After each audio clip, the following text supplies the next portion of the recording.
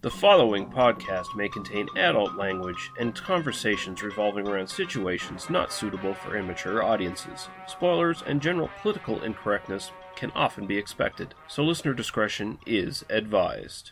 They must be destroyed on sight!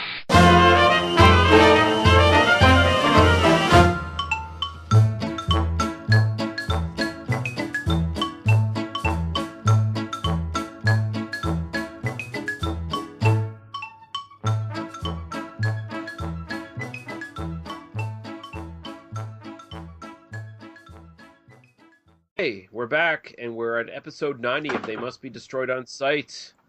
And I am Lee. I do this thing almost daily, Russell. And I'm joined by my co-host, Daniel. Everything's so creamy, Harper. How are you doing, sir? It's very creamy. Very sherry. What is it? Sherry with cream de cacao? Is that the deal? Well, no, I was actually talking about Ann-Margret and Kitten with a Whip, where she got her new dress. Oh, and it was creamy. It was creamy, right? Yeah. But I do applaud you trying to connect it to the other film as to well. Rebus, so. right? Yeah. I figured you were going to go with the alcohol reference. That was my perhaps misbegotten assumption there. You just think I'm an alcoholic. That's all it is. I know. All I'm saying is the opening sequences of Rebus definitely made me think, yeah, Lee would do that. Yeah, I would totally do that. Of course. we both would. That's why we're friends. That's why we do this together. That's why no one will ever listen to us. We're just drunkenly ranting about movies every week. It's great. Yeah, and we love it. So, we're going to be continuing our crime series here. We're at episode 90 now, so we're really starting to get down to brass tacks and getting towards episode 100, which will be our commentary on Night of the Living Dead. But until then, we still got a couple episodes to go for crime films, so should be a lot of fun. And we're going to be doing 2 films featuring Ann-Margret. This should be a lot of fun. But first off, we got a little bit of house cleaning to do. So we have 2 comments. CB Fall chimed in on our Snatch episode. And he said, the hype for the movie was cool, but the movie itself bored me. Okay. I don't understand. I mean, I almost don't understand. I do understand how that movie would bore you, but I kind of don't understand how, like, of all the adjectives to use to describe that film, I understand not liking it. I don't understand being bored by it. Unless maybe you saw the really terrible Guy Ritchie films first and then saw that one. I could see thinking, oh, it's just kind of a retread of the stuff we've seen before. I'm going under the assumption that we were sort of going on that he doesn't listen to the podcast and probably doesn't watch half the movies we talk about. Yeah, there's probably that too. I was giving him the benefit of the doubt there, but I don't think there's much benefit left of that doubt. No, I'm kind of done with it, but at the same time, I still appreciate CB Fall chiming in every week. Every week, whether he watches the movies or not and listens to us or not, it doesn't matter. Just keep commenting, brother. I wonder if other podcasts, if he does this to like 100 podcasts a week. I don't know if he does. I have seen him in other places in my sort of Google Plus network as far as like beer reviews and shit like that goes. So he comments on other people's stuff. So there's some sort of weird connection there, but I'm too lazy to connect all the dots. Figure out who he is. Sorry, I get it. Yeah, that's fine. Yeah, I don't know. But, whatever. Mike Murphy commented today on our Facebook page saying, Ann-Margret loved her to death in Magic, which he co-starred with Anthony Hopkins. That's the, like a telekinesis kind of movie with like a puppet and shit like that. Kind of creepy. Yep. And he said, basically, anything with her, little to no clothes on, is basically what he's interested in seeing with Ann-Margret. And I tend to agree with that, by the way. Yeah. I'm not gonna complain about that, and we've got 2 gems for you if that's what you're looking for, I think. Yeah, exactly. Very obscure gems, but gems nonetheless. So we can definitely just move right on to what we've watched in the last little while, and I'll throw over to you, Daniel, for whatever you have to offer. Sure. I just have one. I watched Ip Man this week. Have you seen that yet? Yes, I have. Nice. I enjoyed it quite a bit. I didn't take it too seriously. I didn't realize it was, about essentially the rape of China by Japan in World War II. I'm just sitting down and watching. I'm like, oh, martial arts film. It's got Donnie Yen, and I'm kind of falling in love with Donnie Yen. That's great. And I knew it was something I was going to enjoy. And then, like, wow, it hits me over the head with let's talk about World War II for a while. And, genocidal Japanese people. Yeah, I think it's a pretty effective film. I love the martial arts in it. It makes Ip Man into this great mythic hero that I'm not sure Mm-hmm. he quite deserves based on the fact No, basically just started a martial arts school. A fun movie. I love Donnie Yen in it. I kind of love everybody in it. Nothing I took too seriously, but a fun watch. And that's kind of, I don't know, all I have to say. the whole series is really good. I will not pretend to know the nuances between the Japanese, the Chinese, and the Korean cultures because there is a very sordid, long fucking history of invasions and violence between those countries. And it hasn't really left martial arts cinema. A lot of martial arts cinema kind of reflects those sort of attitudes and breach that sort of topic. I will say it's kind of refreshing to see a martial arts movie where the Japanese are not all wearing Hitler mustaches, Sure, which yeah, was sure. something very common in the 1970s and 80s. But yeah, those are really good films. They're really well done. I've been trying to jump into more Asian cinema as of late, and I've been finding it a little difficult, honestly, for me, just because some of the movies are like 2.5 hours long, and for some reason, I just don't have the time to dedicate to them all the time. But yeah, the Ip Man stuff is really good, and it's really worth watching. So yeah, I'm totally on board with Yep. that. No, I watched the first one. I think night before last night, something like that. Just again, idly just put it on, enjoyed it. I will definitely watch the other two, but I'm gonna kind of save them just for like, oh, I'm looking for a fun little martial arts movie Yeah, again. which one is it? I think it's part three that has Mike Tyson in it. So God. and it's fun. It's good. Don't laugh. It's actually really good. Mike Tyson's awesome in it. All right. So Well, I will wait with bated breath for that. yeah, Yes. no, it's pretty goddamn good, man. The one thing I watched from 2014, a found footage film called As Above, So Below. It's about an archaeologist who is trying to follow her father's footsteps and discover basically the Philosopher's Stone. You know, it's kind of an alchemist kind of thing. And it leads her to the catacombs below Paris. Her and the companions she kind of strings into it end up finding themselves basically flipped into hell almost. It's kind of a mirror image of reality down in the catacombs. And it's actually pretty well done. It's kind of almost Blair Witch kind of level, kind of good. It's not like a lot of the really cheap found footage films are just kind of garbage. It doesn't feel like at any time the camera shouldn't be there, with which happens with a lot of found footage films where it's like, why are you filming this shit? It doesn't make any sense. It does throw a bunch of supernatural stuff on camera that probably it didn't need to do. As far as all things are considered, it's actually pretty well done, and I was pleasantly surprised with it. So, if you're looking for a decent found footage film, As Above, So Below is pretty goddamn good. Is it a horror film? Or Yeah. I mean, your description kind of makes it sound more like trippy and Well, drama or whatever. But it is kind of trippy, but it is a horror film because they go down to the caverns and basically there's magic involved, there's alchemy involved, and they basically flip into hell. right. There's a point where they start getting chased by demons, and just freaky kind of shit happens. The main characters kind of see reflections of their guilt that they have to confront to escape hell. Basically, it's pretty well done. It doesn't thud you over the head with a fucking narrative. So it still feels kind of relatively like, yeah, this is plausible found footage film where this is what you're watching and you kind of buy into it and sort of get into it, just like Blair Witch kind of worked. Yep. So yeah, it's actually good. It's kind of a breath of fresh air as far as found footage films go.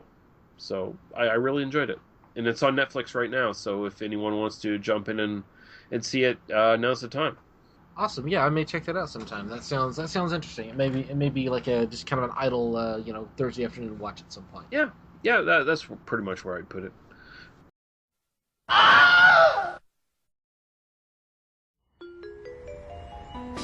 Great coffee.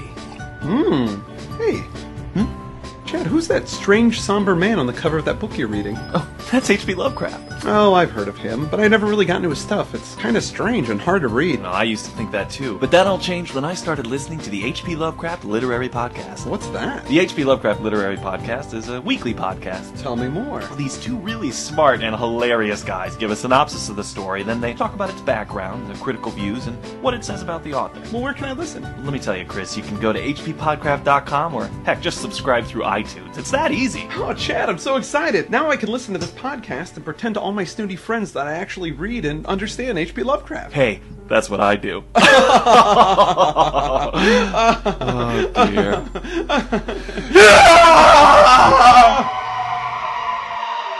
hppodcraft.com.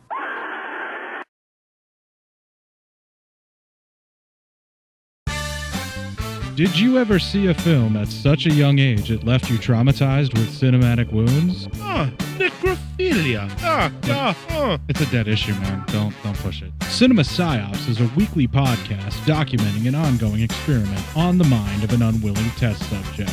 No one should have to watch this movie. Oh, no one should have to watch this? No one should have to watch this movie. Surprisingly, it's not a topic that a lot of people really want to tackle. I'm shocked, prudes. I know, really. Right? It's the next sexual frontier that no one wants to explore. I am, in the most sincerest of senses, disappointed in you. It takes a powerful goddess like Connie, jam her arm down the monster's throat and kill it. Oh, I'm still tripping out over that. Even as a kid, I was like, I gotta find a girl like that. Every week, I get a new look of disappointment that I never thought I could get out of her. Unimaginable. At 12 years old, you should not be watching this movie. Obviously. At 13, you should not be. 14, you shouldn't be. I'm not entirely sure even 17-year-olds should be watching this. Just because you're offended by something doesn't mean that you have the right to demand that it doesn't exist. Watching this film again, I had all of this like little nerd glee with everything that kept little popping history all popping up absolutely. at you. So I totally loved this film. Hey, I know why you couldn't see that. It's because your brain's warped from watching this shit at 12 years old. Yeah, this is a rough movie. I told you ahead of time when we were getting ready to do it that it was. How did you watch this shit at 12? Because physical wounds heal, cinematic ones don't. Listen to Cinema Psyops.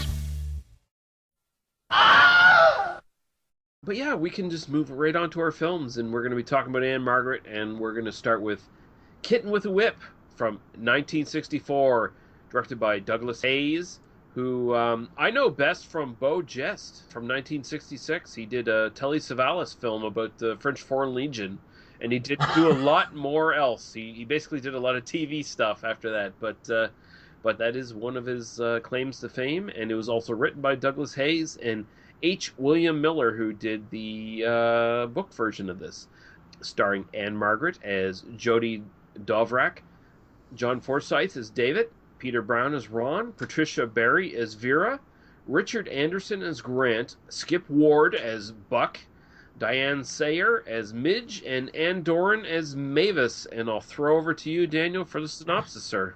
David Stratton is a happily married middle-class San Diego man who, as the film opens, is being courted by some rich dude in a suit to possibly run for Senate.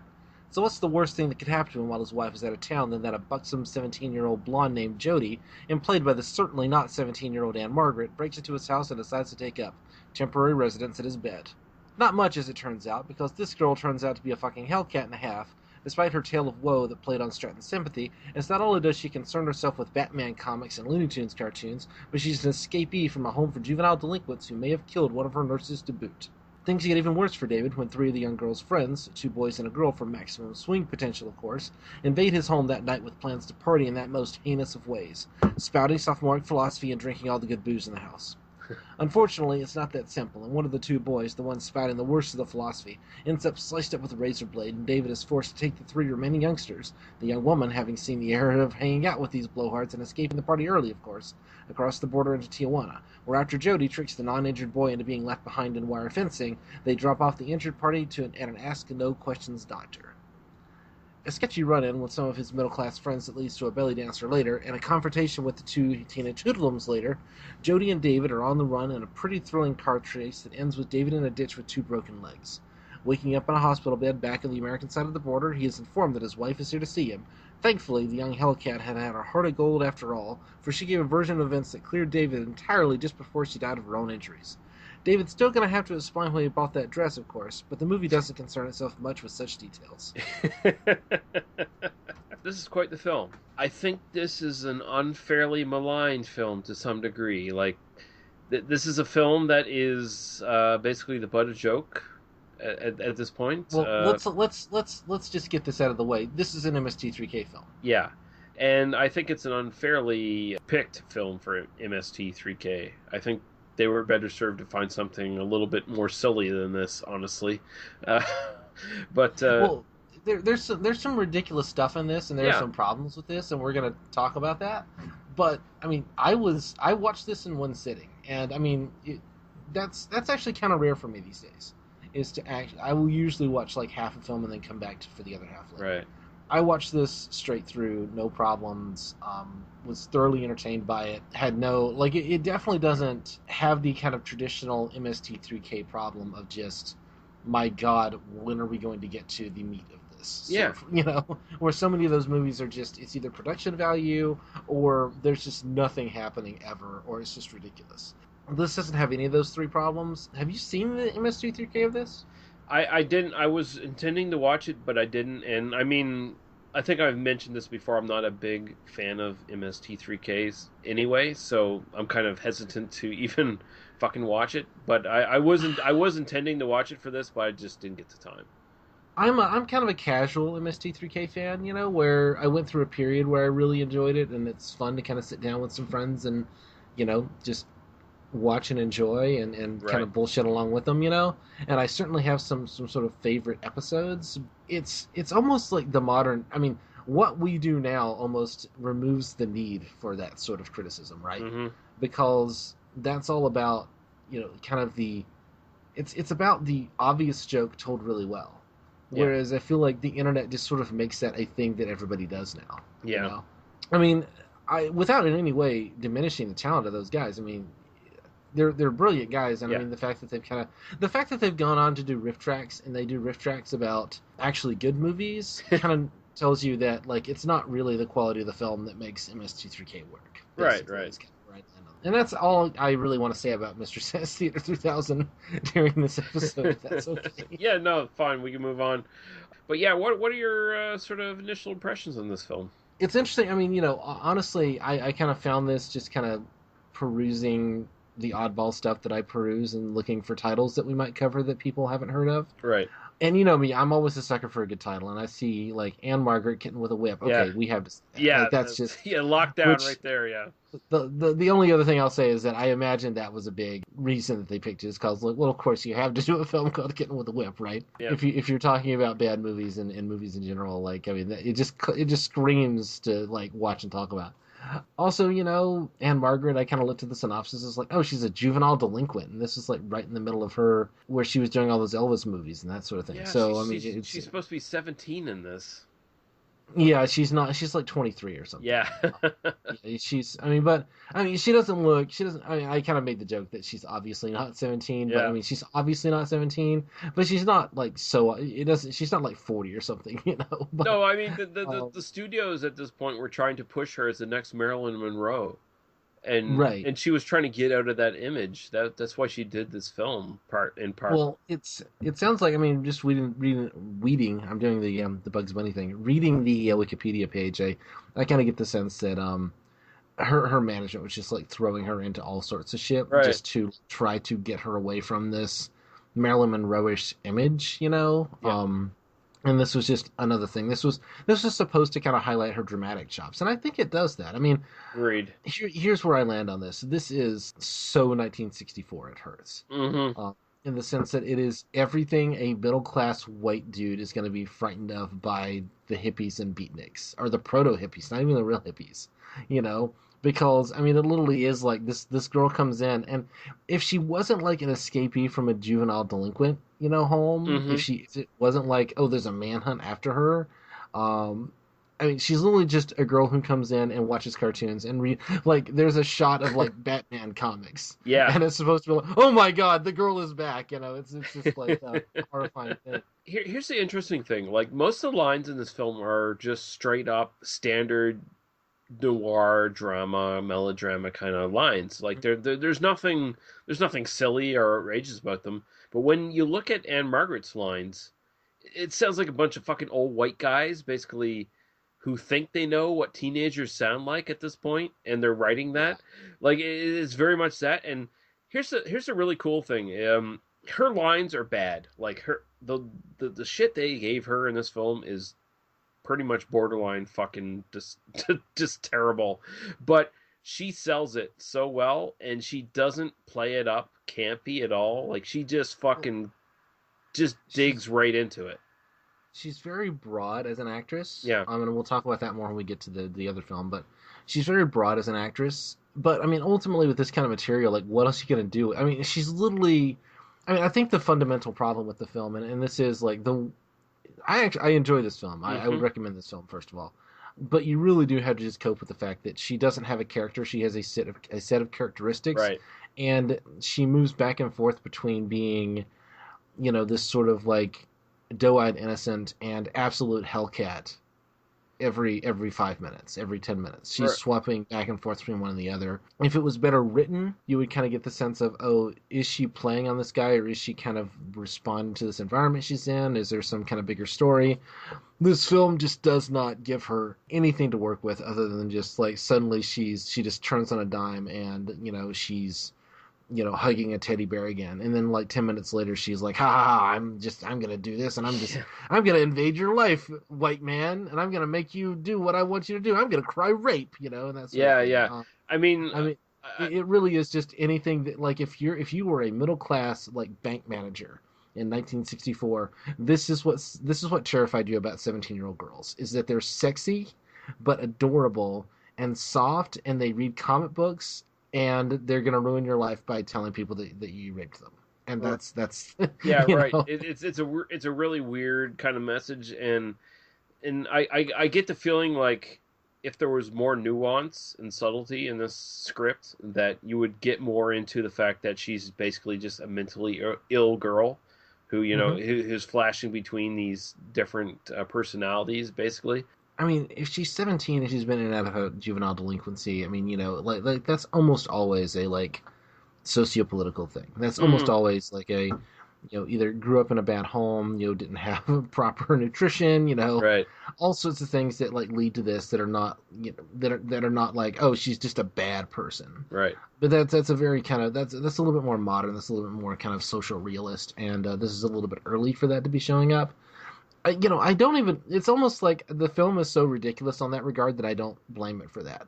Like it's just the world of the film. It's like she's just evil, and so that's how we're just supposed to take it, right? Yeah. But she's adorable and young and evil, and so Ann-Margret plays it for all she's got. I think it's not a bad performance. It's just a bad part. That's the thing. Like because it's a bad part, the rest of the film kind of has to shape itself around that to some degree. You know? That's the thing. I feel like she does her best with what she's given. I mean, she's the thing I took away from these two films that we watched is that she's actually a really good actress, and she does her best to basically work with really shitty fucking material that's given to her. Here, she's very expressive. She's very broad. She's very big, but she sells it at the same time, and she does a really goddamn great job with it. And that was one of the central things of this film that I was really impressed with. That, like, I went into this knowing that, yeah, MST3K fucking talked about this film and made fun of it, and I was like, okay, well, this must be really bad. And then I watched it, and I was like, this isn't bad. It's not bad at all. I mean, it's kind of a dumbed down noir to a certain degree. Like, it's got all those sort of trappings. I mean, if Fritz Lang saw this sort of expressionist shit in this film, he'd probably, die right there, knowing that his kind of the stuff he pioneered was like sort of put into this film. But it's really well done for what it is. There's another name we should mention, just as long as you're name dropping directors, and that is the book this is based on. The guy who wrote that book wrote another book which Touch of Evil is based on. Right. And so, and to me, once I saw that, and it's like, oh, right, like Tijuana and the Mexican border and all that sort of thing, there's a recurring theme, and it's hard not to like connect it right back to that film and this Orson film. Welles. This film steals some of Henry Mancini's stuff from Touch of Evil as well in the music. Oh, does it? I didn't notice. Yeah, I didn't pinpoint down what exactly it stole, but I did like look it up, and it actually does steal a bit of like Henry Mancini stuff from Touch of Evil. So, and then there's just a lot of like it's a cheap movie, so there's a lot of fucking library music as well. So Right, yeah. Yeah, no, it totally makes sense that the director went on to do TV, because it really feels like that sort of, it doesn't feel like 60s TV, it feels like 50s TV, right. know? It feels like that kind of like very straightforward, like Dragnet style melodrama in a lot of ways. Well, yeah, no, It's kind of, I mean, it's almost a filmed play, because like yeah. big chunks of this take place in, really just the guy's house. Yeah, one place, yeah. And then we kind of move on, and then we kind of get into this, to Tijuana. We get into some some chase scenes and stuff, which are pretty well done, but nothing that you couldn't like realize on stage if you were like determined to do so. Right. So it does kind of have that slightly closed-in quality, which I think works for the film. Really, I mean it's sort of like one of those like you go to IMDb and it has like this sort of like keywords, and one of them is in-home invasion, and I'm like, it is that. I mean, it is that. But you compare it to something, like The Strangers or something, or yeah, a lot of those other. And it's, I mean, it is sort of like instead of like nobody's like gutting this guy alive. Yeah, they're not filleting him. It's just there's a girl who's like wanting to have a place to stay while she's like on the run from the law. No, it's an interesting contrast, too, because John Forsythe plays this character. Like, he's the most... Of all the films I've watched in my life, he is one of the most straight-laced, honorable, decent characters you'll ever find in film. Like, he is so bland and straight-laced. Like you said, Dragnet. Very, very much like kind of that kind of idea of the... I mean, it's almost like sitcom dad, right? Yeah. I mean,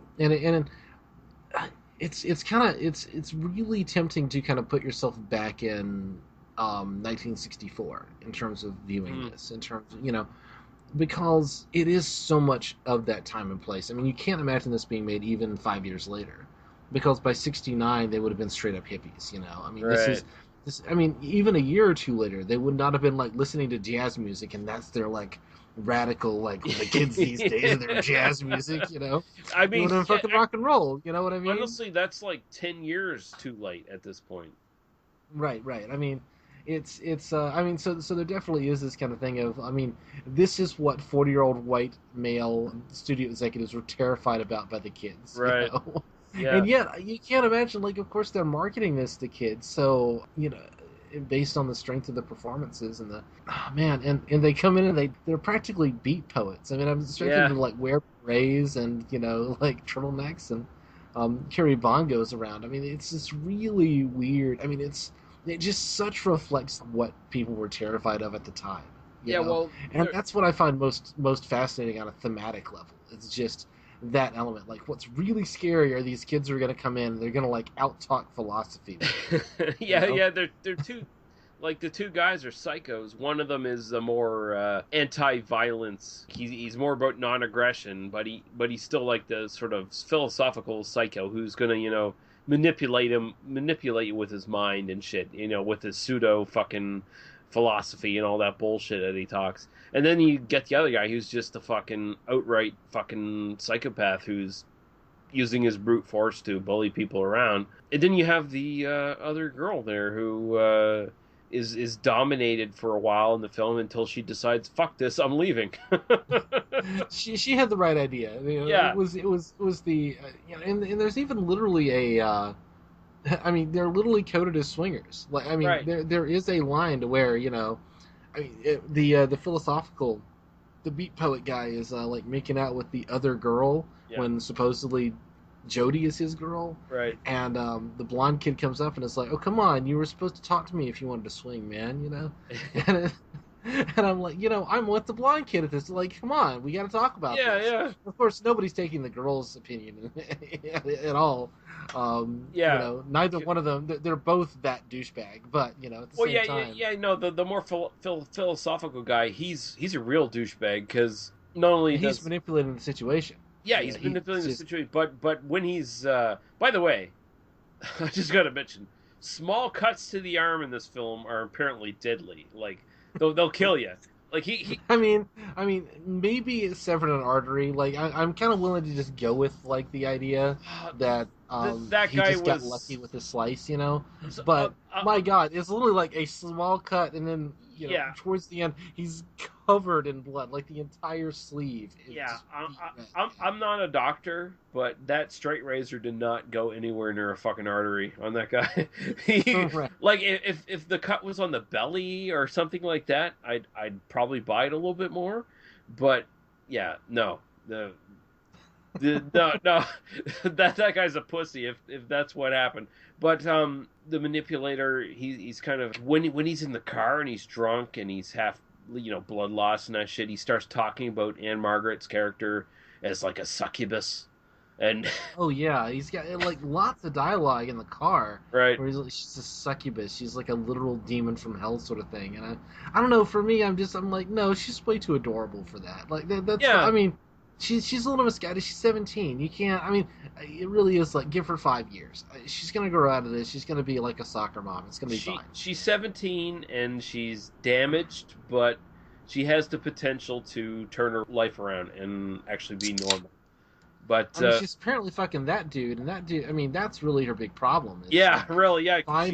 Find better sexual partners. Well, and yeah, no, they make note of that because she says something about, oh, who cares, man? The world's going to end anyway. The bomb's going to drop, and then he says that, and then the senator's like, oh, so that's where she got that shit from. I think he got it from her. I think she's smarter than he is. That's oh, she's way smarter than he is. he's just putting on this like intellectual pretension. Oh yeah, no, right. He's totally fucking like, you can see through him like fucking cellophane, man. Like he is not nearly as smart as he fucking thinks he is. He's smart enough to fucking trick Buck into following him, but other than that, he's not that smart. He's a kid who read like 4 chapters of Camus, and like that was just enough to outsmart the other 17-year-olds around him. Right. So he got to be like the leader of the gang. He's the brains of the group, and really, like he's completely useless the entire time. So he read some fucking Nietzsche, and all of a sudden he's a fucking genius. Like, right, exactly. No, Jodie is definitely my favorite character, even though she's so inconsistent. I mean, she does what the plot requires her to do in any given moment. But Ann-Margret she's fucking gorgeous. I mean, we'll talk about more of that. Yeah. She's gorgeous as a blonde. She's gorgeous as a redhead. There's nothing. I completely respect her as a human being, and I can say, yes, you are absolutely amazing. What's funny is, like, she got known for doing these, like, kind of sultry sex kitten roles. Right. But, like, in her real life, she was very, like, reserved and shy. Mm-hmm. Which is always just this funny like dynamic where you see her on screen and you think like, my God, what must she have been like in real life? In real life, she was very not that at all. Which is great. It just tells you how great a performer she was. Yeah, because the character she plays here, she's still alive. Sorry. Yeah, good. Yeah. But I mean, the character she plays here would fit very well in like Russ Meyer's Faster Pussycat Kill Kill, and of course Russ Meyer, when he was doing those films, he was kind of satirizing the kind of melodrama and shit that happens in these films. Yeah. And she would. This character could show up in like Switchblade Sisters, or right. Like it's the same idea. It's just it's just 10 years too early. Like it's coming out in this moment, and she appears in this cultural moment. And she's great, but it kind of the film doesn't really work in its context, and then history has just passed it by. And I think that's part of sitting down to it from a modern view, I can understand why you're kind of laughing at like, what, you got these tough guys who are quoting philosophy at each other. Yeah. And all the ridiculous stuff is based around this idea. Like all the stuff that you could really just like make fun of on its face is based on like the sort of thematic content of the film just kind of being on its face ridiculous. Right. But if you kind of accept the premise, and then you kind of accept, again, this is just what this dude is terrified of. This is what the people making the film thought their audiences were going to be terrified of. Juvenile delinquency. They're gonna quote Camus and make fun of your old-fashioned razors. And there's a blonde girl who's really hot, and you're not supposed to fuck her. That's what's really terrifying. It's American Beauty crossed with like The Ref or something. Right. But it's funny because this is basically a low budget. Funny Games. It's American Beauty crossed with Funny Games. That's what this film is. There you go. Yeah. This is a low budget fucking exploitation film that is a play on films that were already low budget exploitation films in the 50s. It's that, that teenage panic thing where, oh, Right. these young teenagers are gonna, they're gonna upset society and destroy the norm of what we hold in awe and all that shit. Yeah, no, it's kind of funny that it almost feels very antiquated even in 1964 when it was made, but it's very stylish. Like, again, it's got all those noir trappings that I really really love, like the lighting in the house Yep. initially when like, wow, that looks I mean, really look fucking at good. that opening title credit sequence, which is Yeah. like fucking astonishing, and then it ends with like that bear. Mm-hmm. I mean, my God, I mean, it's this very, it's low budget but stylishly put together, and I mean, I could see seeing this in 1964 and really being entertained by it. Really, I mean, just Right. really kind of following along with it. It's not a great film. It's Mm. got, it's way better than anything that, oh, this was an MST3K movie would tell you it is. I mean, this is, Right. it kind of, and I think that's partly just the title is so, I mean, people just take the title as being ridiculous, and Yeah. yet it's clearly meant to be ironic. Like Mm-hmm. the point is that it's this like way out there title, and like what else you gonna call it?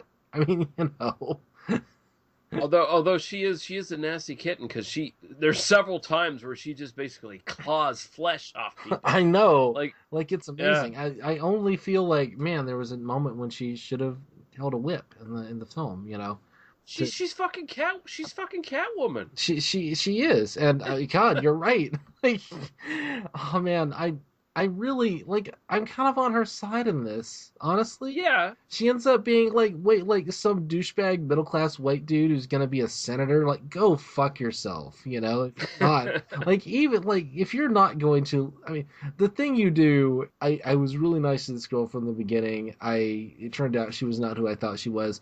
You call the police and take your lumps. You know what I mean?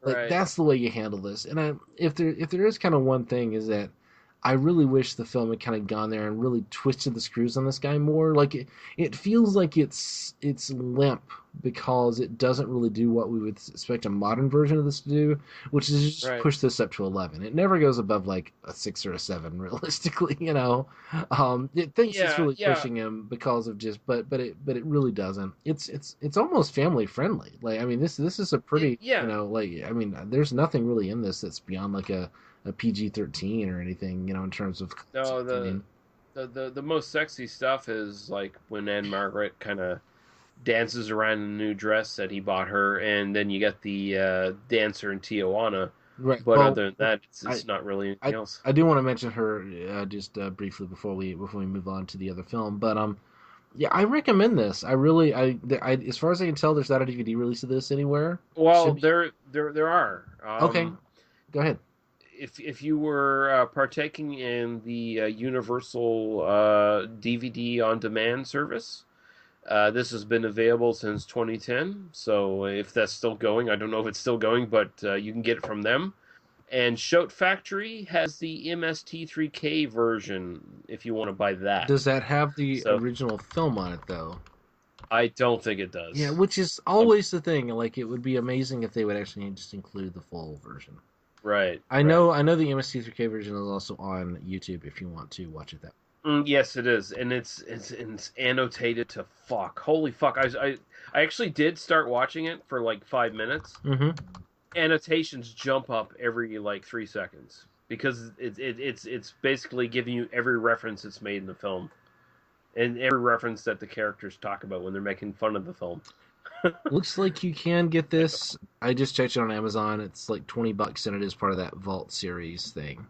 Right. So, yeah, you can own this. I guess no special features or anything. Yeah, it's like a DVD-R.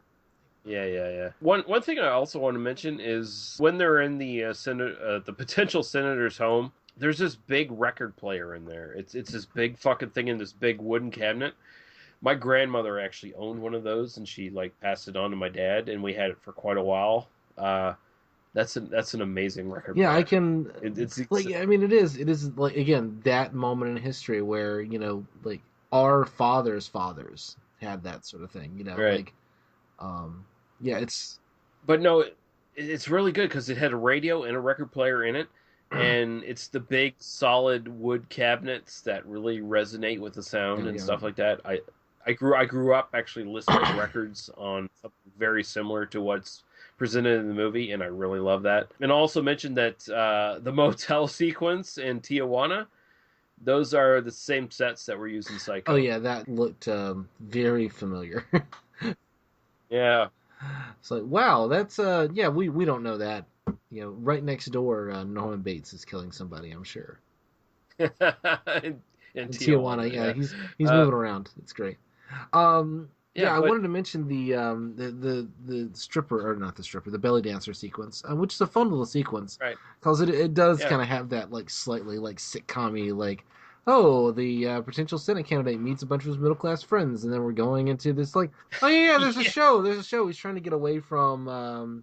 I mean, there's a comedy of errors element to like the final third of the film. Yeah, these aren't the flamenco. These aren't the flamenco dancers. He kind of goes in and he's trying to get away from the guy who is suddenly everybody just knows everybody in this film. Yeah, like it's very easy to just walk from one place to another and just find, like, despite however much distance he covers in his car, sort of thing. So, right. You just have to go with it to a certain degree.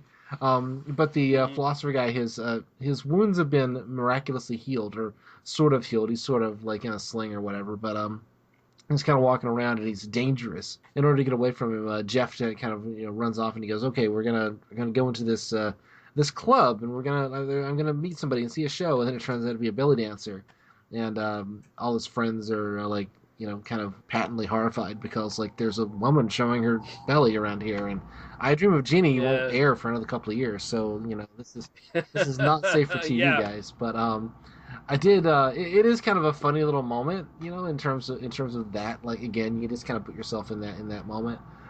The actress, right. the woman on stage is This is clearly not a pseudonym, by the way, but she's going by Patricia Tiara.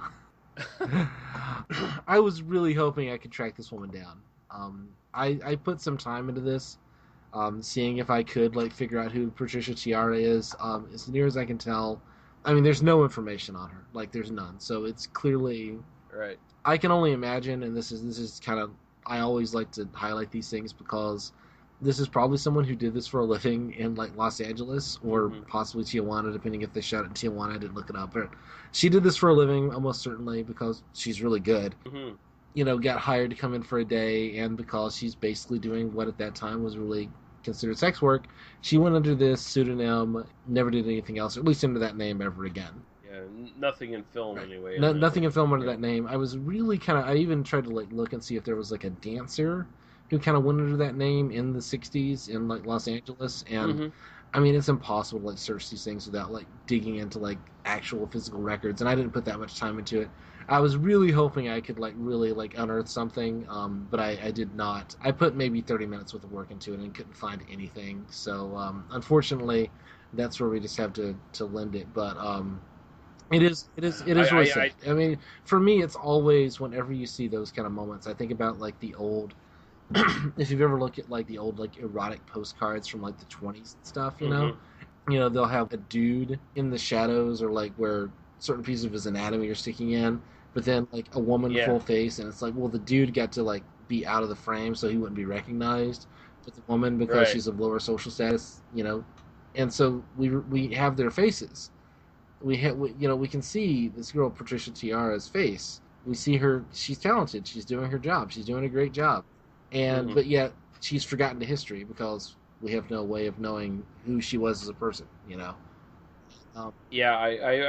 feel the same way. It's not quite as bad, but there's a actress called Angel Ray who was in Beyond the Valley of the Dolls, and she's just in brief parts. She's the redhead who's having sex with the dude in the hot tub in the initial flashes and the opening of the film. Basically, she has no more credits. No one knows where the fuck she went, what the fuck happened to her. And of course, I'll fully admit, my interest was she's really hot. I want to find out what the fuck else she was in, and then it's I couldn't find anything. Well, but she's for just someone who is a professional, who gets nude on film professionally, that's it. Like that's a professional interest. You know what I mean? Like I don't. I feel very differently, kind of feeling lascivious towards like someone who, being lascivious towards Ann-Margret just for her body versus like her acting talent is a different thing than saying there's this woman who is a belly dancer in this film and I really like her, or the hot redhead in Beyond the Valley of the Dolls, or you say Valley of the Dolls, Beyond the Valley of the Dolls. Sorry. Yeah. Okay. Beyond the Valley of the Dolls. Sorry. So I feel like there is a distinction there, and I don't have any problem with saying she's hot. She was really good at what she did. I would really love to see more of her work, but I can't because she's lost to history, and so we have this like whisper of a memory of this person on film where hypothetically she will live forever, except for this film is basically lost to history at this point. Yeah. And no one knows who the fuck she was or remembers her. Knows who the fuck she was. And now trying to like piece together, 53 years later, if there was some like big notoriety around it, like if there was some reason that this film went, then maybe there like crowdsourcing could like track her down. But there's no way on something this obscure, and that happens all the fucking time, and it's almost always to women, and it's disgusting. And that's just kind of my rant for this episode. So. No, I'm fully behind that. I totally agree.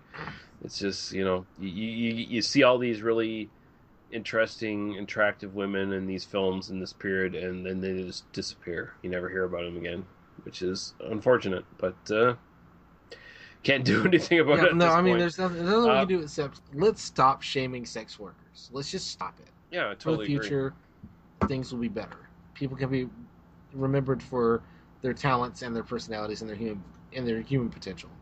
But that's the way forward. So anyway. Come and take a chance. Maybe lose and maybe win. Baby, why not take a chance? Maybe now your luck is in. You may win $1 million if you try. If by any chance you win more than you can spend, there's a pretty even chance I'll be dearer than a friend, and I'll help you find $1 million things to buy. I'll come and play, baby, come and play. If you don't know how, I will show you how to be lucky, very lucky. Just come to me and I will show you how to play a brand new way. So baby, come and take a chance. Maybe lose and maybe win. Baby, why not take a chance? Maybe now your luck is in. You'll be sorry if you let it pass you by. So take a chance.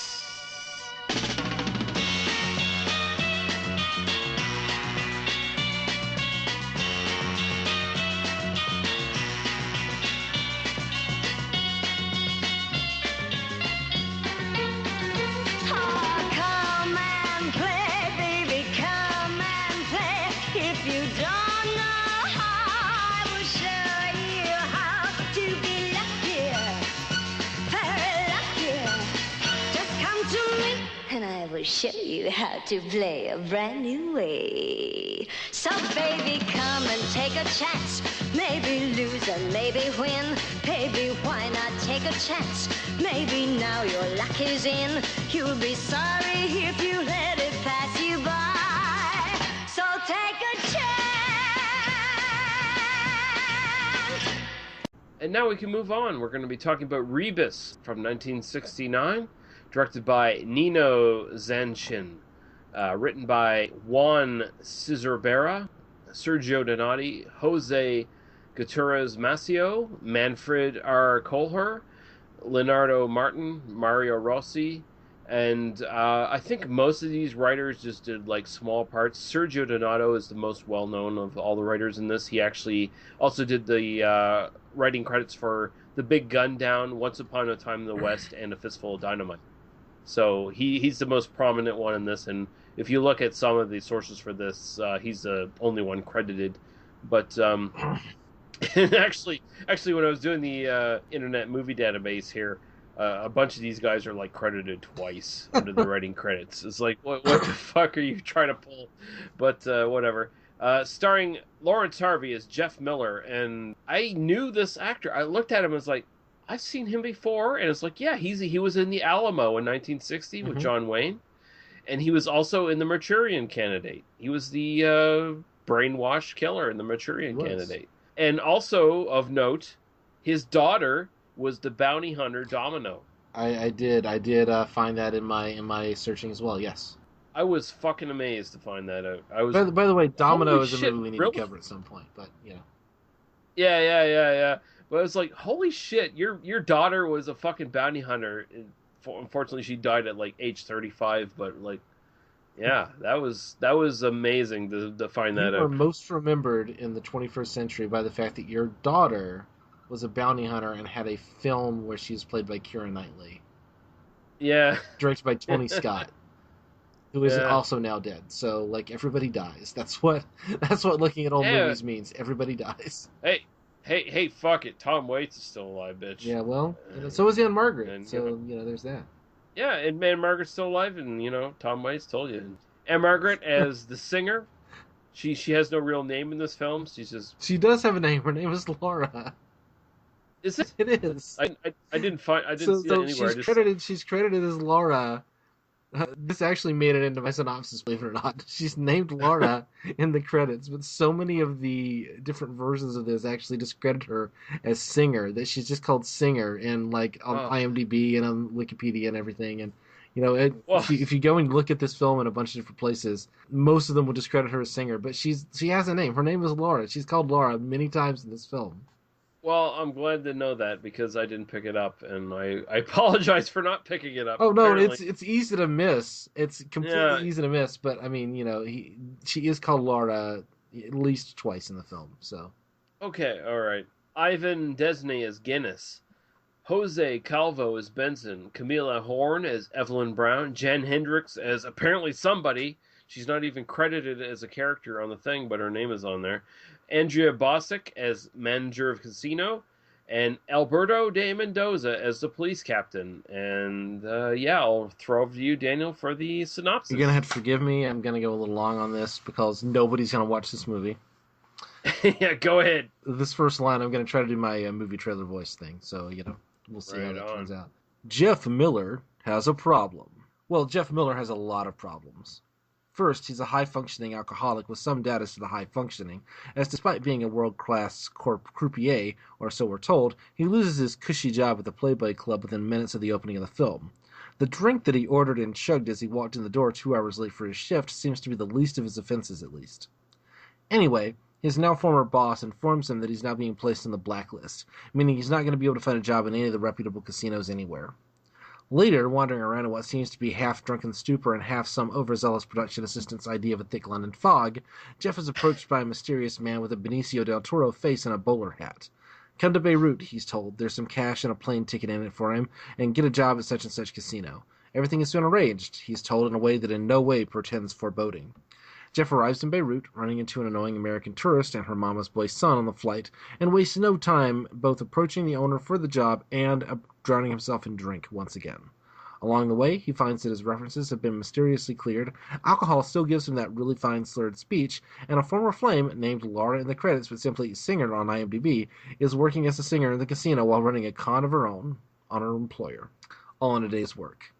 Jeff encourages Laura not to get involved in anything too chancy, as he probably places a greater value in the fine structure of her face than she does, and after a couple of day dates around the lovely settings of Beirut, Jeff manages to find the man in the bowler hat, who informs Jeff that he represents a consortium of casino owners who plan to use Jeff to smoke out some high-level scam artists who have been having their way with casinos around the world. 2 guesses as to who the ringleader of the scam is, and your first one was wrong, as after some hanky-panky with electromagnets, an ice truck, and a plastered Buddha, it turns out that the annoying tourist Jeff met on the plane, who, to be fair, we've seen a couple of times wandering around Beirut being annoying and American, is the actual ringleader of the crime. The mama's boy even has a gun built into his camera in what is probably one of those Bond movie knockoff things that was so popular in the late 60s. A chase scene involving some red barrels that video games have taught me explode upon contact with bullets later. The boy is dead. Jody and Jeff are canoodling by the pool in Beirut, and the old woman finds herself caught trying to escape the country by none other than our wealthy hero in the bowler hat. Oh, given her druthers, she'd just as soon cut his neck wide open, she chuckles as the credits roll. And I will contest one thing. Yeah? On this. Ann-Margret and and Jeff. Jeff. and Jeff are not former lovers. That Jeff knows her as a scam artist in other casinos. That's how he knows her. Okay, well, they very clearly they there's a connection there, So Oh no, there's a connection there. But he's like, I know those hands.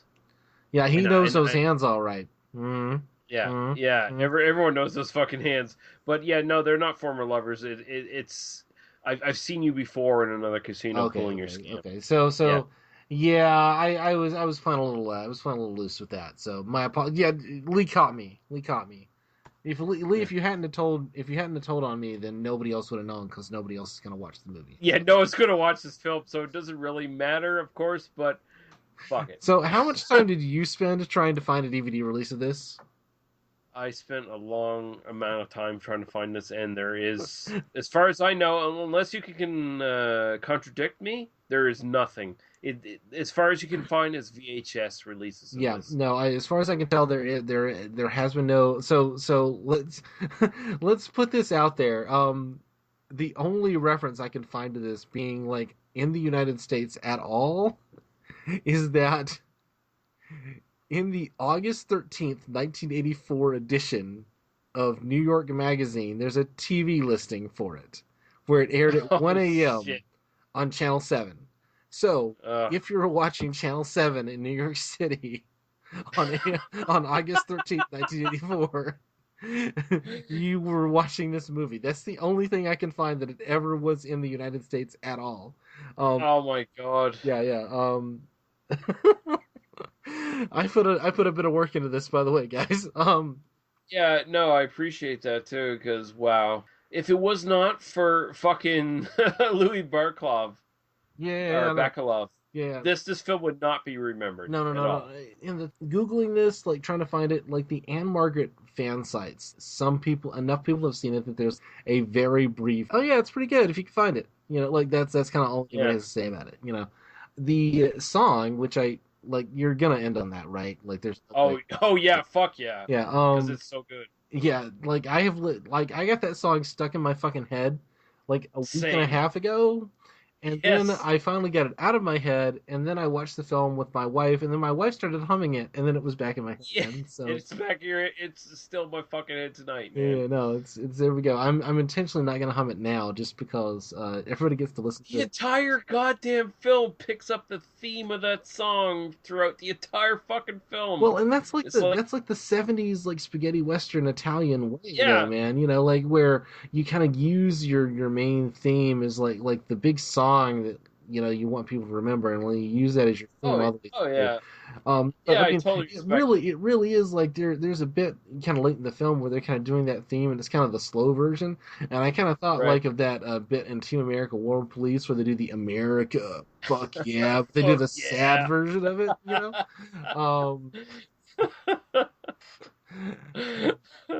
Anyway, God.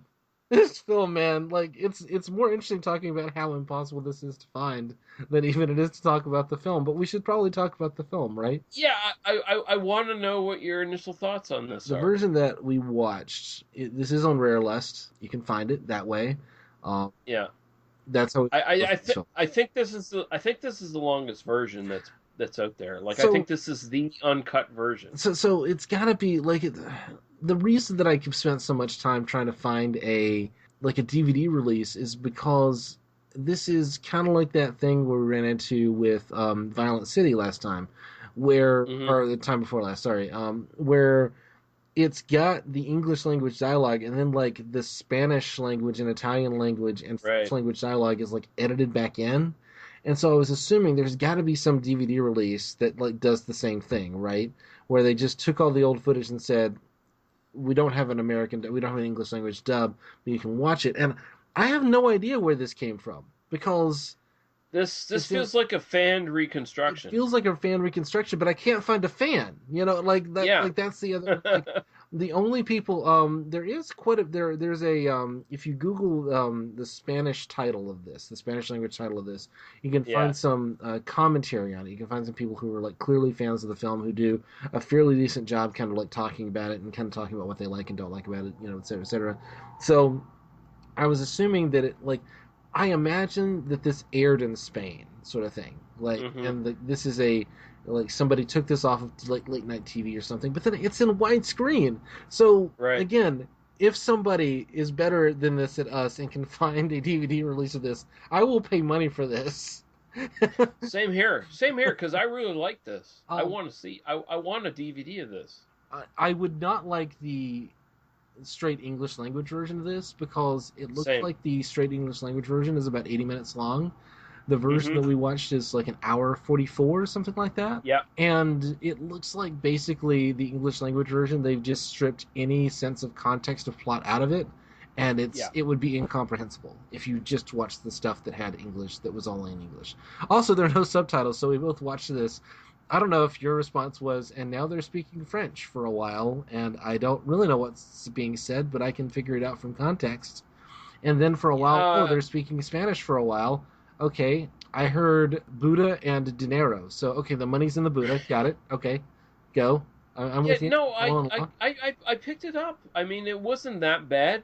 And I felt like, honestly, I don't want to see the full English version of this because the different languages that kind of seeped into this added that sort of international flavor to it. Yeah. And it added a sense of mystery to it as well. It made it a little bit more mysterious, just, not so straightforward as if it was just the straight English version, which was 88 minutes, would have been just totally... Oh, the 88-minute version of this would be terrible because you wouldn't get any context of what's going on at all in the final. Right.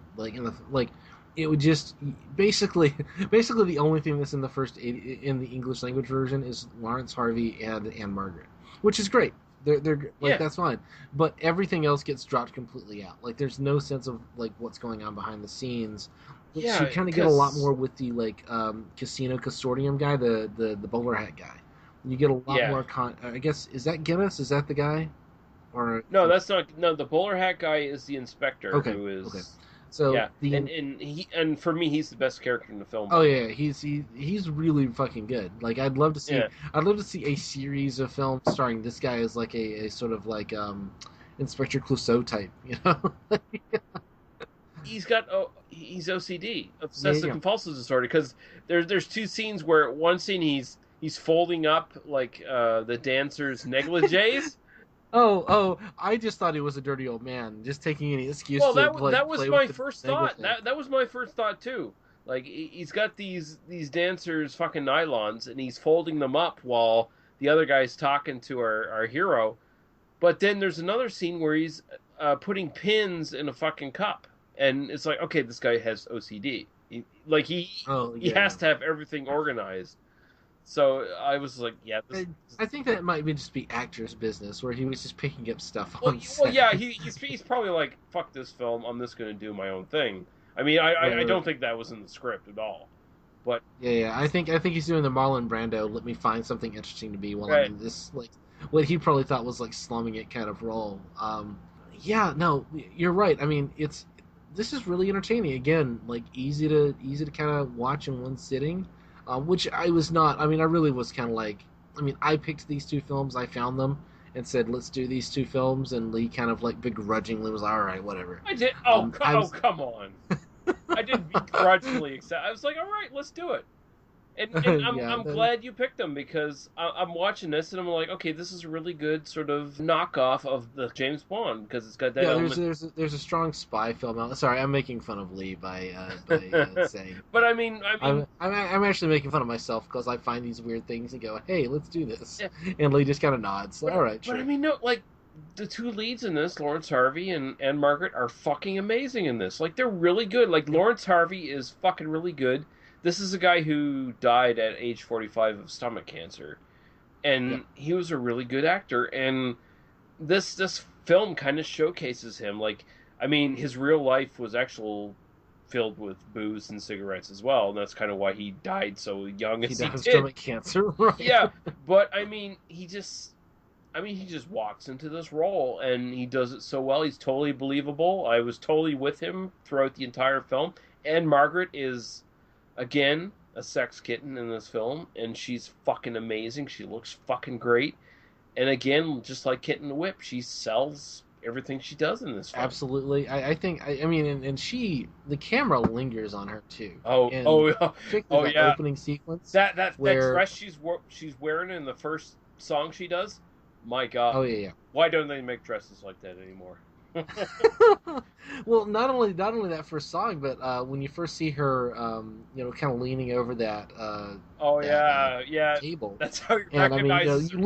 I've seen that. You literally get a before. straight up ass shot. Yeah. Where she's wearing this dress that's like cut down the back, all like you very nearly see ass crack. That's how far down. Yeah. Jeff has seen that ass before. He's like, I've seen her before. He's like, oh yeah, I recognize your hands. It's part of my professional duty. Yeah, that's my professional thing there. Yeah. I love how and then he watches her sing, and then like and again my wife's just watching this and going like, my God, she's not wearing anything, is she? I'm like, no, she's not. No, we were both enjoying that. It was great. I love how they start dating. Like they really are kind of. I mean, there is this sort of. It's a casino movie thing, and she's the femme fatale, and we really are led to believe she's going to be the femme fatale. There's it's sort of that obvious conclusion we're left to draw, and then kind of later on you get that one shot of a woman's hand, and you go, oh, well, of course, the film is handing it to me, and then it's not that at all. It's something completely different, which is a really interesting ending. But no, I love Ann-Margret in this. I love the way she's portrayed. I love her character. She's actually able to give a consistent performance when she's not being asked to do two different roles simultaneously, as in Kitten with a Whip. Right.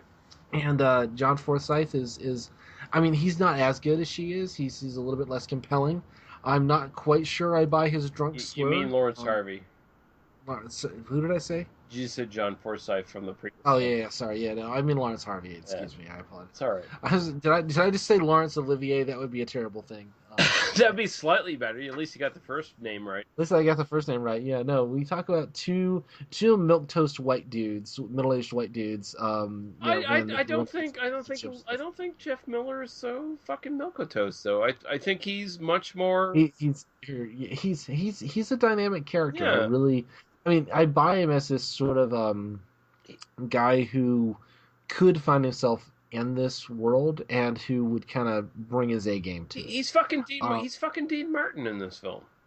Yeah, no, you're right. I mean, maybe a low rent Dean Martin, but he's still Dean Martin. We're told he's like one of the greatest croupiers in the world.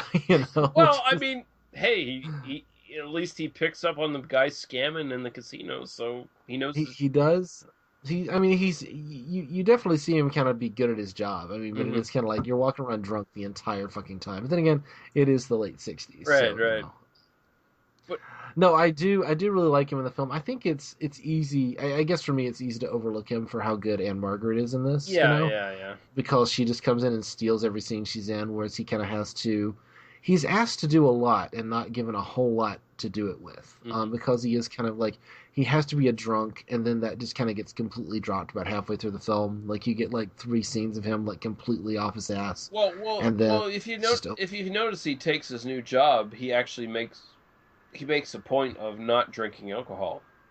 Right, like in public, and then like you see him with like a bottle at home, Yeah, because he's always drinking milk or orange juice or shit like that when he's working. Yeah. But then outside of that, but I mean, it still plays into that kind of unreliable narrator kind of idea where he's drunk for most of the time, so some of the stuff just goes really weird with him whenever he runs into weird shit. Yeah. And for me, the cream de cacao thing, where he was kind of hearing it in different contexts. I mean, there's a real. I mean, I guess it's kind of standard spy movie stuff, but it's like standard. It's like conspiracy thriller almost. Yeah. Like there's this unseen shadowy web of things, and that's where I thought the film was going to go at first. I really thought it was going to end up being like, oh, it turns out the consortium was like controlling him the whole time, and Ann-Margret is. Well, yeah. When he looks into the binoculars that are sold to him reluctantly by that little kid at the horse races, and then he goes to that address, And it looks like a big mastermind plan, and the guy who's the voice who's talking to him and the big lights in his eyes and shit. That's obviously the fucking mastermind of this. No, he's just another pawn for that old lady who is the real mastermind of shit. And apparently she's like, goes around to country and hires, ne'er-do-wells and gets them to do her heist jobs, it's an interesting kind of twist on the whole formula, really, honestly. Yeah, I mean, anytime you get a like middle-aged woman as the villain or the hero, but anytime you get a middle-aged woman as an important character in these kind of films, and her motivations are not fundamentally about her child, that's really unique, especially in this kind of time period. I actually really love the ending. I think it's a really effective twist. Yeah. I think it works really well. It's unexpected because it really does play you to think like Ann-Margret's going to be the femme fatale, and then it turns out she's just 11. Really, God, it's as horrible as it is to say, it's actually a good thing that she has nothing else to do in this film except be the love interest to a certain degree, because she doesn't you don't get that twist where it turns out she's evil all along and our hero has to like kill her or something. No, she's exactly what she seems to be. She's kind of a dancer and a singer and super cute and petty con artist who gets caught into the syndicate. That's it. That's her role. It's like, who do you work for? Interpol? Fuck that. And it's nice because she likes Jeff. I mean, in the end, they end up together, and I mean, goddamn, if you end up with Ann-Margret, you've won. Yeah. I mean, you've won in life.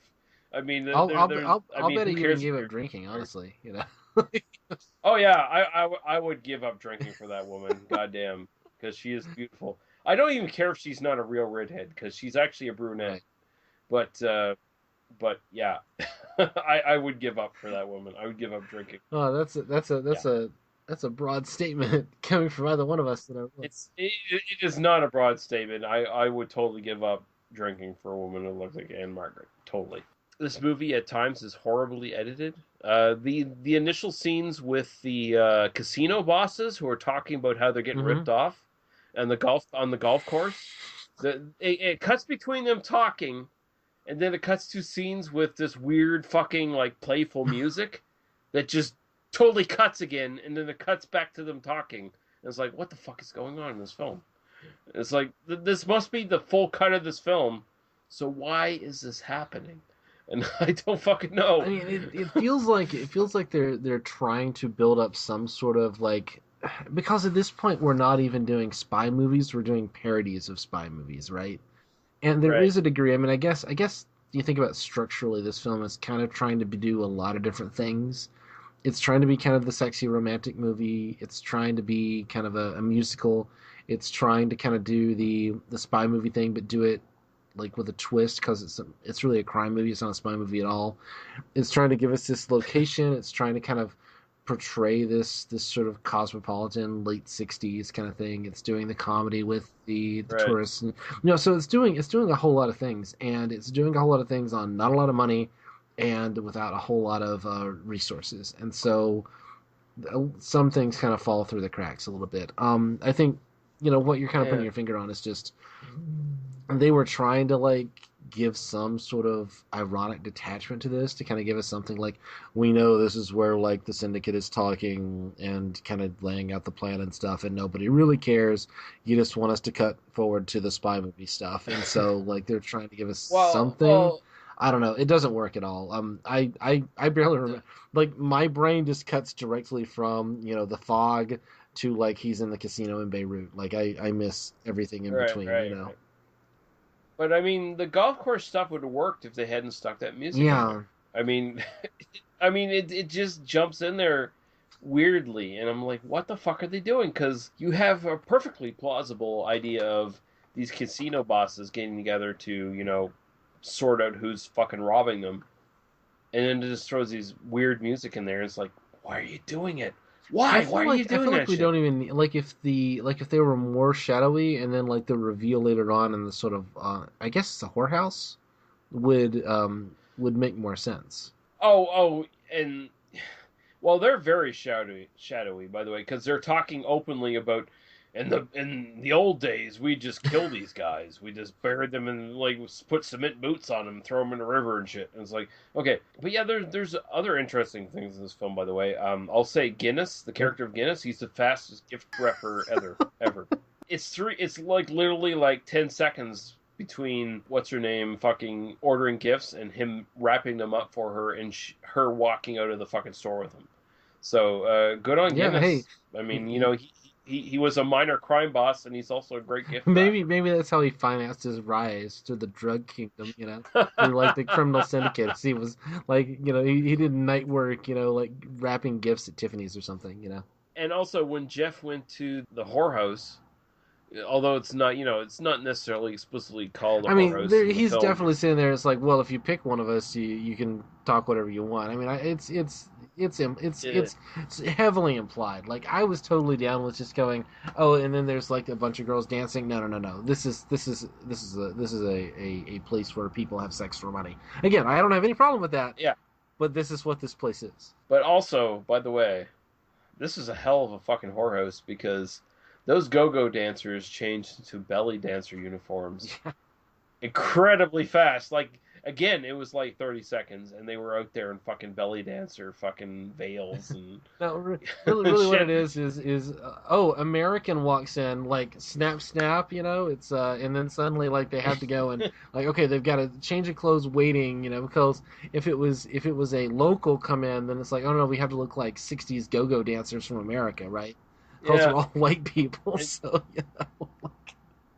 And I would say it was like excessive go-go dancing in this film, but no, it's not excessive because I enjoyed every bit of the attractive hookers doing the go-go dancing, and especially fucking Ann-Margret, especially in the second one where she does the veiled go-go dance for a little while and then she drops the veils. It's like, oh my god, I'm in love with this woman.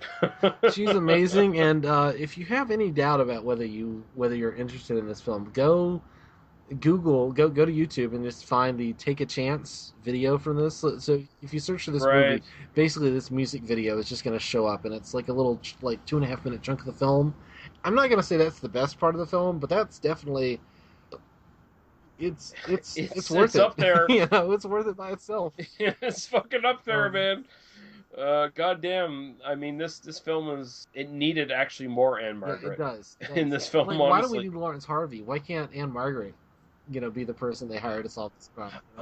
Honestly, I was thinking more like, why did we need about 30 minutes of the opening of this film when it just takes so long to actually get into the plot? And I think that's the like structural thing where they're trying to do this sort of intrigue thing. I mean, like, why does he have to be an alcoholic? Why do you need any of this?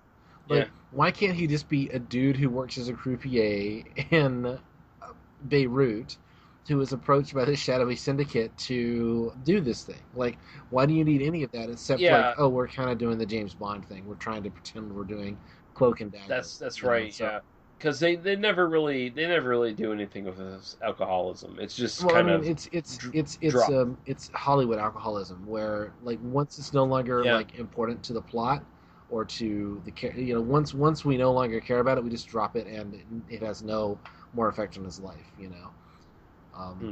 That being said, personally, my thoughts in this film, I really fucking enjoyed this. Like I seriously fucking enjoyed this, and I actually enjoyed listening to the full like 144 minute or whatever, because you got the other languages seeping in, and it added mystery to the film for me, and it made me not ever want to watch a shorter version of this film. I definitely agree. I do not want to watch a shorter version. I do want to watch a version with like where it's subtitled, so I can like get where I can get the stuff I missed.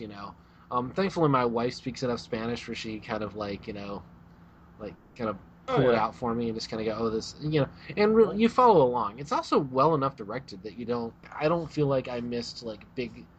I think there's more stuff going on. I feel like there's a little bit of connective tissue that you lose by not knowing exactly what they're saying. I don't think it's important, but I'm really glad those sequences are there in this version, because if we didn't have those sequences, we'd be sitting here talking about how the film falls apart in the last 20 minutes. and like once the actual plot happens, once the actual scam happens, the film just rushes towards the end, and then people die, and then it's over. Like that's what we'll be saying. But now that we've seen those segments, even if we don't know exactly what they're saying, like, oh, so there's actually this really kind of interesting like subterfuge happening, in plans within plans, and all that sort of thing, which is again, it's well executed. I mean, for 1969 on this budget, they're not going to do any better, as far as I'm concerned. No, it's a really good exploitation of the sort of Casino Royale and spy movie shit, and it works really well. And I'm glad you fucking dug it up, because I thoroughly enjoyed watching it. I really did love watching this, and it was fun. And yeah. Also, one more thing, or at least one more thing I'll bring up is that you get to see cosmopolitan Beirut, right? Like, you get to see Beirut of this era, like before the Lebanese Civil War, and it's just kind of demolished the place again. So I mean, this is sort of I don't know. We have this, and maybe this is an American thing, and maybe this is just a me thing. We have this idea of the Middle East as like constantly war torn and constantly, like the world of the Middle East is just rubble, and so much of it is, and I'm not trying to diminish that, but like it wasn't that in the 60s. I mean, 40 or 50 years ago, you weren't having those kinds of problems, and to see like this is what Beirut looked like in the 60s. In my kind of googling around for this, I actually found a page that was just like a guy like pulling up old images of like what Middle Eastern cities looked like back in the 60s and 70s, and using commercially made films as like, this was shot in Beirut, this is not a set, this is what this looked like, and again, that's one of those like powers of cinema, like looking at old movies sort of thing, is because today we think Beirut and we think devastation, right? But that wasn't, like, at the time it was this exotic locale, like, oh, go to Beirut, get laid, do some drugs, lose some money, You do get really nice shots of the city. It looks very beautiful. And again, also it looks very exotic, because it doesn't look like the architecture that you see in other European cities and anything like that. Like it's very unique and very exotic, and it has that travelogue feeling to it that really adds to the movie as well. So, I mean, a big chunk, like when Ann-Margret and Lawrence Harvey are dating. I mean, a lot of that is just they're driving around in like fancy cars and stuff, and you just get to see. I mean, it's stylish and fun, and it's there's nothing wrong with that in a kind of a silly, like, crowd pleasing movie like this, and that's exactly what this is. It's silly and crowd pleasing, and it succeeds at that. And why the fuck can't I buy this? I want to pay somebody money for this. Like I actively want to give somebody money for this, and I can't. I think the best we can do is provide a link for our listeners if they so choose to want to download this illegally. Well, I don't even know if it's illegal. Well, there's not even, like, to me, there's not even, like, how there's no legal way for this. Like who owns the rights for this at this point? Like. Yeah, I don't think I don't even think anyone does. So I mean, I'll backtrack on my words there. I'll just say we'll provide a link for people to watch. Who want to watch it illicitly? Like, you're not getting official permission from a giant mega corporation, but we're giving you permission today. And you know what? If this gets slapped down because of it, that means somebody cares, and then you get to, like, somebody's going to put out a DVD of this. I would totally be cool with someone like just running our fucking episode off the internet because they actually give a fuck to release a version of this. I would be so into that. So, yeah. This one in perfect timing. Exactly. Those are yeah, the two same perfect timing as well. Yes. So yeah, excellent fucking movie. Excellent choice, Daniel. Thank you. Do you prefer Rebus to? By the way, which is your favorite title? Is it Rebus or Appointment in Berlin, or Assignment? Is it Assignment in Berlin? I would go with Rebus, although it doesn't really fit, because a rebus is kind of a pictogram version of, like, words or whatever. But I don't know, it kind of works. It's got that kind of spy, weird, kind of coded kind of name to it that I kind of like better than Assignment Beirut. So I would go with Rebus, and I actually do like this better than Kitten with a Whip. I found, like, Ann-Margret probably didn't get more to do in this compared to Kitten with a Whip, but I liked looking at her more in this film. Sure. And There is that. I'm not gonna and disagree I with think that I at think all. her and Lawrence Harvey were really, really fucking good together in this film, and I think they really pulled it together and made it really interesting. So, yeah, I would go with Rebus over Kitten with a Whip, but just slightly, honestly. I think I would take Kitten with a Whip over Rebus. For kind of, I mean, I just like it more. I think they're both really good films. They're both definitely worth watching. But I mean, it really is just a kind of a personal preference. Is that Right? yeah? I'd probably like which one am I gonna watch again? I'd probably rewatch Kitten with a Whip before I rewatch Rebus. But that's also kind of one of those. I actually did watch Rebus. I kind of rewatched a little bit of Rebus just to remember it, just to write the summary. Where Kitten Right. with a Whip had a good enough like synopsis on Wikipedia that I have to rewatch it. There is definitely less of a story in fucking Kitten with a Whip. Yeah, no, definitely. So before we leave here, Lee, I did want to just throw this in here that I talking about the titles. There are a ton. One of them in Argentina. This is called Labyrinto, which is labyrinth. Which I don't know, like Rebus and Labyrinth. I guess they were just kind of connecting with that. Whatever. The two that I really liked were in Spanish. This is called, and I'm going to try to pronounce this. In Spain, it was El Crimen También Juega, which apparently translates to "Crime Also Plays," which is kind of a cute title. But my favorite is the German title, and I'm not even going to try to pronounce the German title, but it translates to "Hot Game for Hard Men." And I can only imagine that was advertised with a German language poster, which is literally just Ann-Margret in one of those dresses. Yeah, Hot Game for Hard Men. Come see this because movie. any man who was near Ann-Margret would be hard without fucking goddamn. There's no question. Anyway, so that's kind of all I have to say about both these films. But yeah, go check them out if you're listening to this. If you're interested in what we have to say, it's worth your effort. Yeah. These are kind of obscure, but they're really worth your effort if you really want to jump into them. It would be a lot of fun, I think, if you you tried them out, because we both enjoyed them. So Daniel, tell people where they can find you on the internet. You can find me on Twitter at Daniel E. Harper. I'm kind of mostly over there these days. I am putting out some content. I've got a Doctor Who podcast called Always Spaceman. You can find that at alwayspaceman.libza.com and all my other podcasts there. I did put out a episode of the Red Dwarf thread of that I recorded a few months ago. You can go check that out. I'm supposed to record on another Doctor Who episode next week, so hopefully that'll be up by the time we record the next episode. But so check me out, alwayspaceman.libsyn.com or Daniel E. Harper on Twitter. Yeah. So you're getting back into the game. I'm dipping my toes back into actually producing content for free on the internet for people again. And content that I don't have to edit, because the beauty of this podcast is I just sit and watch movies and drink and then do random research and try to find actresses that nobody can find ever again. Like, that's my goal. And that is thoroughly appreciated, by the way. Yeah. And again, people can find us at tmbdos.podbean.com. You can find our YouTube, Facebook, and iTunes links there. Please, if you so wish, subscribe to us on iTunes. Give us a 5-star rating. Give us a review. If you see other reviews on iTunes, please upvote them. Say, yes, this review was helpful. And if you do give us a review and you're outside of Canada, please let us know that you wrote a review so I can change the region code on iTunes, which is bullshit, but I have to do it.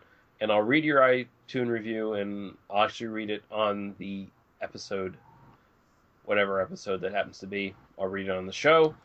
And other than that, join our Facebook group, They Must Be Destroyed on Sight, and that's the best place to get in touch with us, to leave suggestions for movies for us to review, to basically just chat with us and bullshit and all that fun assorted shit. Ask us questions that you want to hear us cover on the show, or recommend movies. We always, we proved it today. We will review anything. Exactly. Even films that don't have Ann-Margret in them, we review all kinds of films. I don't want our listeners to feel like we have some sort of like preset agenda where we're just, jumping through films that we want to do. Like, if you give us interesting shit to do, we will jump into it. I mean, just give us fucking ideas, man, because we're very open to that. We want to interact with you guys. We want to hear what you want us to do. Some of my favorite episodes have been ones where like somebody recommended, like, hey, go check out Stridulum from Jack Graham. Exactly. Hey, go check out Stridulum. What the fuck is Stridulum? Well, let's just go watch it and talk about it. And then like, hey, look, that's a fascinating mess of a film with turned into a great episode. So exactly, exactly. Yeah. Recommend stuff to us. But until then, our next episode potentially will be The Limey. And we're going to be jumping into that. And until then, thank you, Daniel, for joining me. I just don't know how we're going to do a film people have actually heard of. Like, well, we did Snatch the last episode. We did Snatch, that's true. We're alternating, stuff nobody can find, and then like something that was like really popular around the year 2002. Great, yeah, and then nobody's heard of it again. Yeah. Great, yeah. Yeah, Neil before Zod. We're going to do The Limey. And until then, thank you everyone for listening, and we'll be back next episode. Goodbye. Cheers.